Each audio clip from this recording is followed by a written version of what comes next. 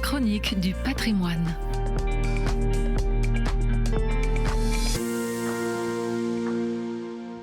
Après avoir évoqué la modernité de l'église de Seltz, je vous propose de repartir dans le sud de l'Alsace et de nous retrouver à l'église du Sacré-Cœur à Mulhouse.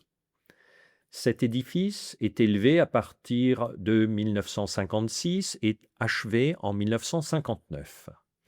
Il se trouve sur les pentes du Rehberg, un quartier résidentiel de la ville, et il a été édifié selon les plans d'André Ledonné.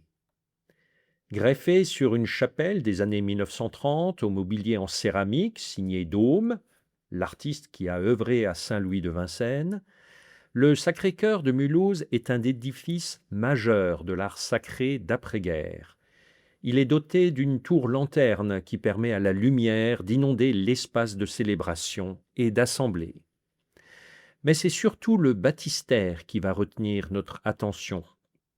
Le visiteur, le fidèle, pénètre dans l'église par un vestibule, un narthex, dirons-nous, ouvert sur deux côtés par de grandes baies qui donnent sur des espaces verts. On se trouve vraiment dans un espace intermédiaire où est placé le baptistère. Celui-ci se confond donc avec le narthex. Il est bien à sa place à la porte de l'église. Les fonds baptismaux sont composés d'une cuve cubique placée dans une petite piscine entourée d'un garde-corps au dessin linéaire. Il faut descendre quelques marches pour y accéder et, le sacrement reçu, en remonter. Les lignes sont simples, les matériaux nobles aux couleurs contrastées. Un marbre noir au sol, une pierre blanche pour les fonds baptismaux, alors que le mur est gris et jaune ocre.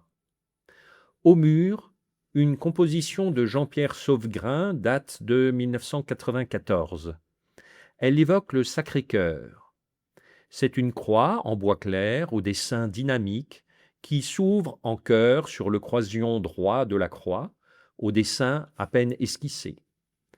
C'est une belle modernisation de la représentation de Jésus amour, de sa miséricorde, qui est donnée sans retenue dès le baptême.